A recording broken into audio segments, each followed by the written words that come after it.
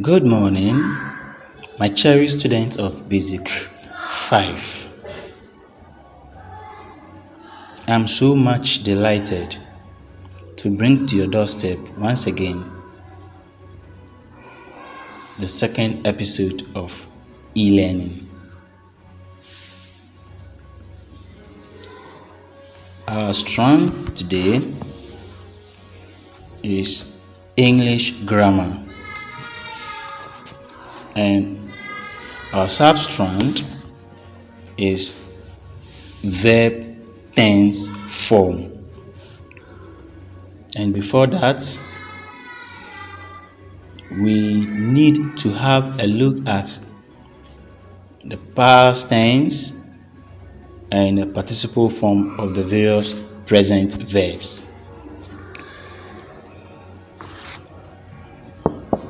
And we said in our previous lesson that we have regular verbs and irregular verbs, for which we said regular verbs make their past and perfect tenses by adding ed or d, as we have in walk present tense, walked past tense, and walked past participle tense. We also have looked for the present tense, and we have looked for the past tense and looked for the past participle form. Again, we have move for the present tense, we have moved past tense, and we have moved for the past participle form. And today we are going to look at the irregular verbs. The irregular verbs, these make their past and perfect tenses by vowel change, into bracket S. So it could be change or changes. Example, present tense, we have fall, F-A-A-L. The vowel over there is A, which is A. The past tense is fell, F-E-L-L. The vowel over there is E, which is E. And we also have fallen, F-A-L-L-E-N. So now the vowel in A, the first one for A, has changed to E for another past tense, which is fell. We also have sits. The vowels over there is I, and we have sat. The vowel over there is A. So over here you can see that the I has changed to A, and the past participle to remain the same, sat. We again also have here drink, D-R-I-N-K. The I over there is a vowel. Then drank, R-A-N-K. D-R-A-N-K, drank. So you realize that the I over there has changed in the past tense A, and the past participle is drank. That's D-R-U-N-K, which is U, has changed from A, has changed from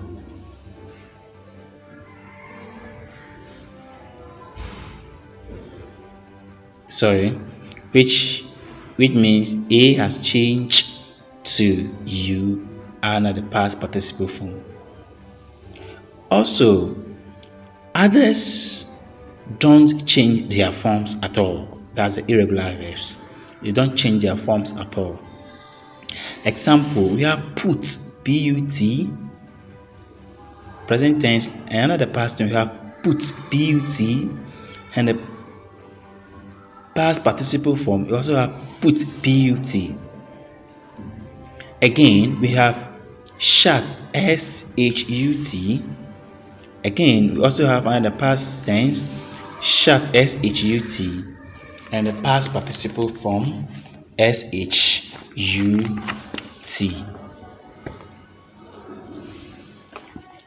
Also, we have set SET.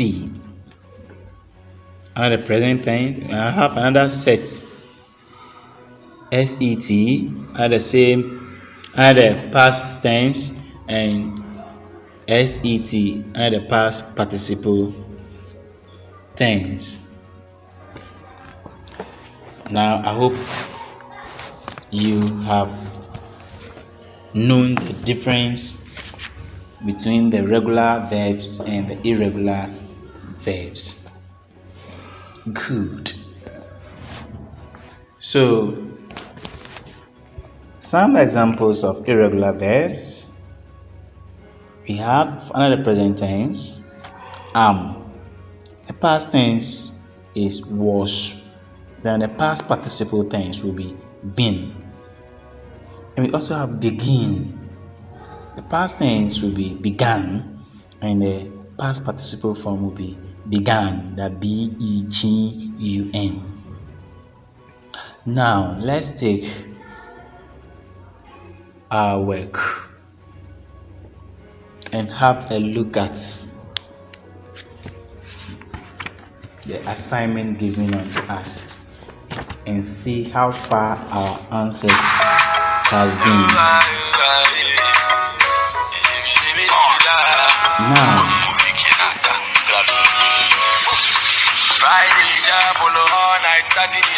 let's move on to question number 1. Question number 1.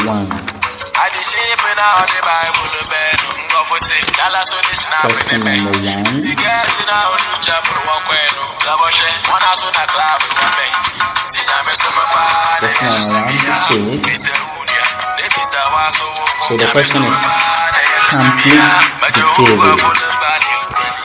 Complete the table. We have another present tense. We have question number 1. Arise. Past tense, arose. Past participle, arisen. Is going to be in that order. 2, we have blow, blew, and blown. We also have 3, mistake, mistook, mistaken.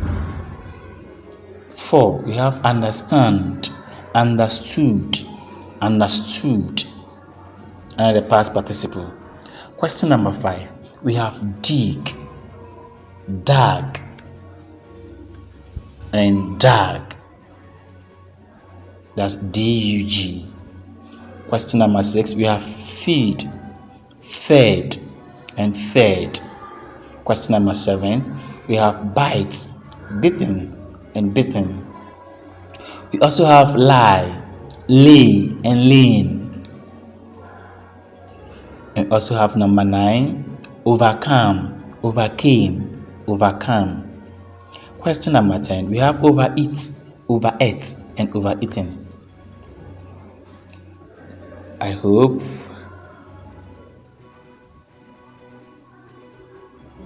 you have really enjoyed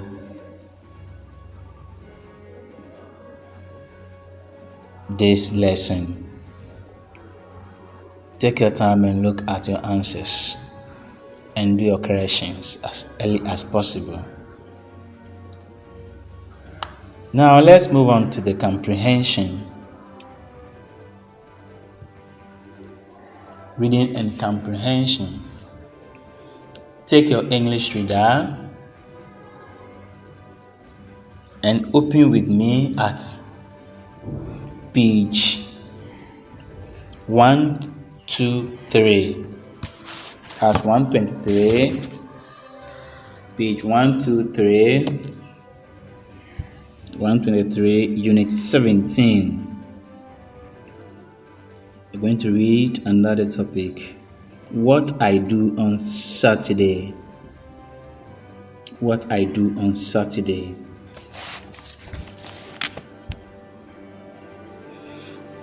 Pay attention as I read. Saturday is the last day of the week. Children have time to rest after going to school from Monday to Friday. Some schools do Saturday classes, so the children go to school. Fortunately, my school, Vision International School, does not have Saturday classes. I am always at home on Saturday, and I like it very much because apart from my father, the rest of the family is at home too.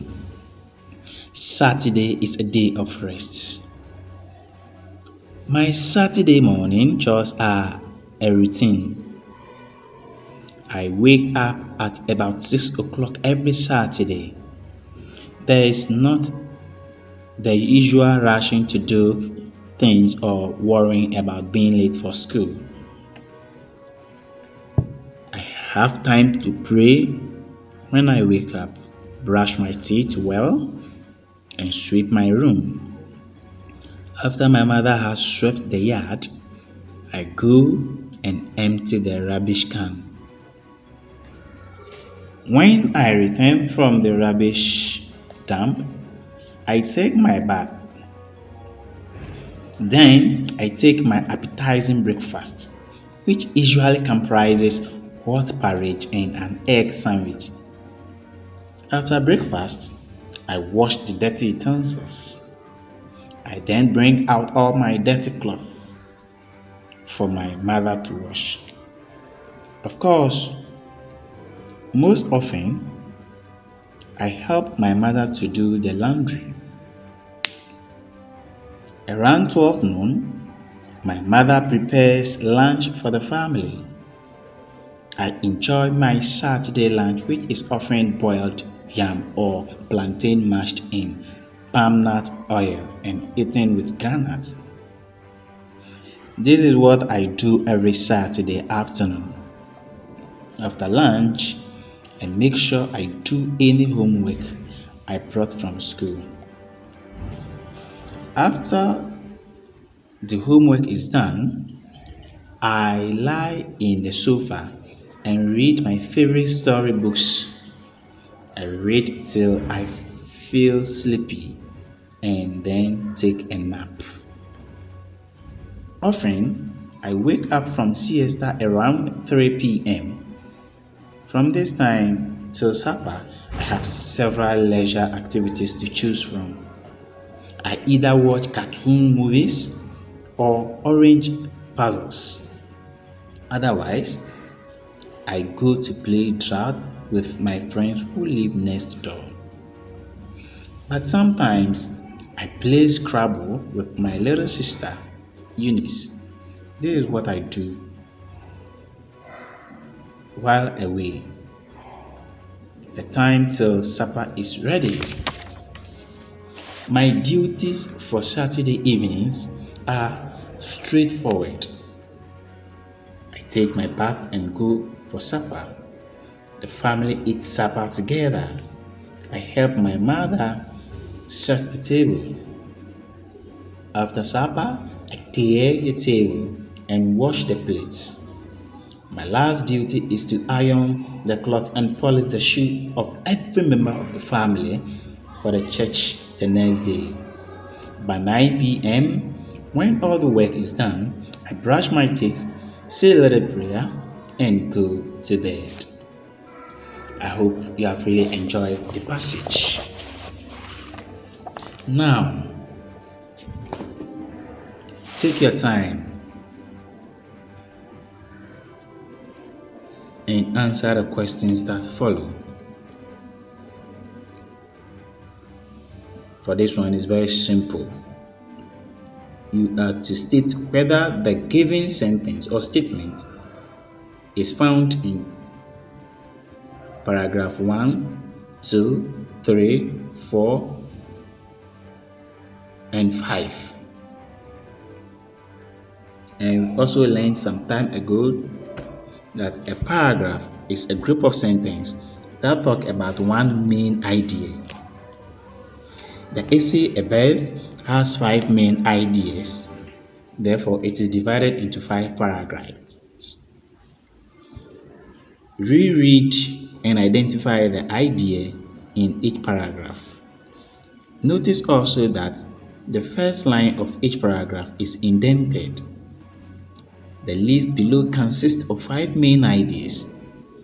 Can you mark them with the appropriate paragraphs in the essay above? A. Saturday is a day of rest for most school children. Which paragraph can that statement be found? I know for sure you tell me it's paragraph 1, which is right. The next one.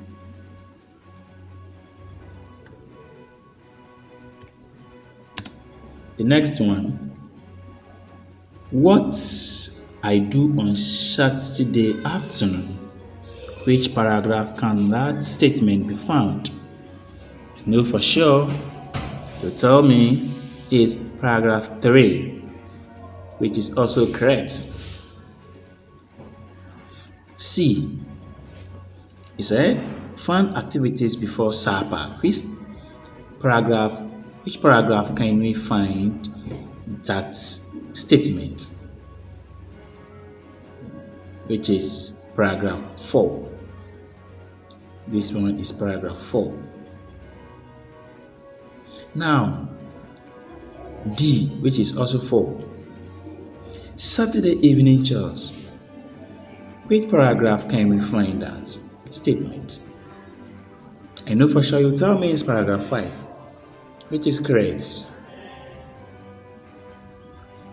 And also E, which is also 5. Things I normally do every Saturday morning. Which paragraph can we see this? I know that you will gladly tell me that, say, it's paragraph 2. Sorry. I know and I hope you've gotten all your answers right. Now, let's bring this to an end and let's look at the writing aspects. You are to write 2 paragraphs about what you do every Monday before you go to school. Decide the main idea for each paragraph. Example, before you dress and after you have dressed. Now, you are to put up a heading for this.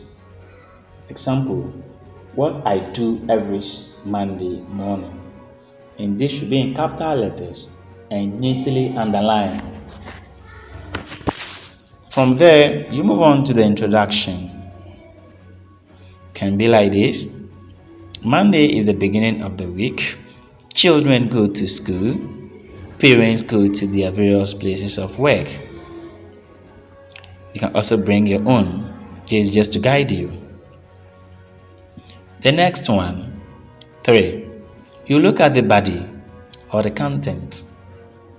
So you state what you do on Monday morning in 2 paragraphs.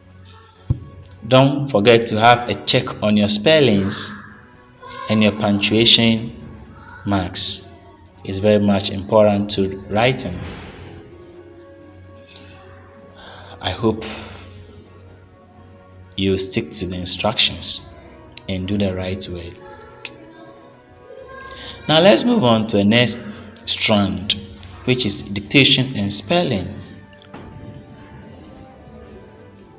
We have number of words given to you, and this one it is sight word or look and say. You have 10 words. So when you look at the first word, you see it, look at the spelling very well, cover it, and write it out from your memory. After you are done, take off the cover and check to see whether what you have written is correct or wrong. Do save to the rest of the week. Thank you very much. Now let's move on to the last aspect, which is composition, which is creative writing or free writing. You are to create, you are to bring out your own creativity, you are to write your own ideas. So we have a layout here. First thing that you are supposed to have a look at is heading. This should be in uppercase letters and neatly underlined. Now the question at hand is causes and effects of road accidents. So your heading can be causes and effects of road accidents. So you have here introduction. You have to state the causes, effect, and solution to the given topic. The body or the content, this should be developed in paragraphs. We have for A paragraph 1, which should take the causes. Paragraph 2, effects,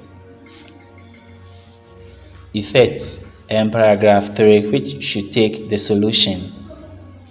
Under the causes of road accident, we have drunk driving, overspeeding, reckless driving, night driving, poor road network communication, just to mention but a few. So you can add more to it. Now let's look at the effect of road accidents. When there is a road accident or when you have a road accident, what are the challenges? What are the problems that you go through or problems that you face that affects the resource? Now, you have physical impairment.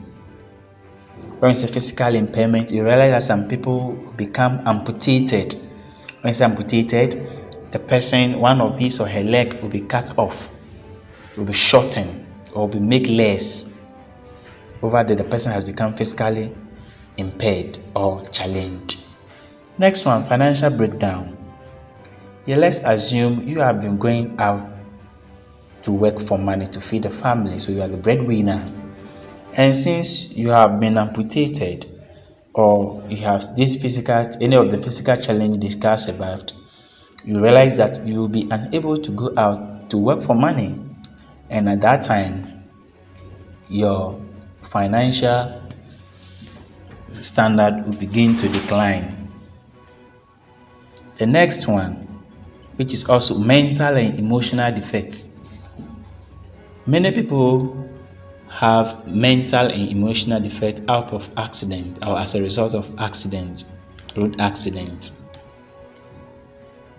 The person who lost his or her memory, the person can no longer focus, the person can not think for him or herself, and things be doing things otherwise.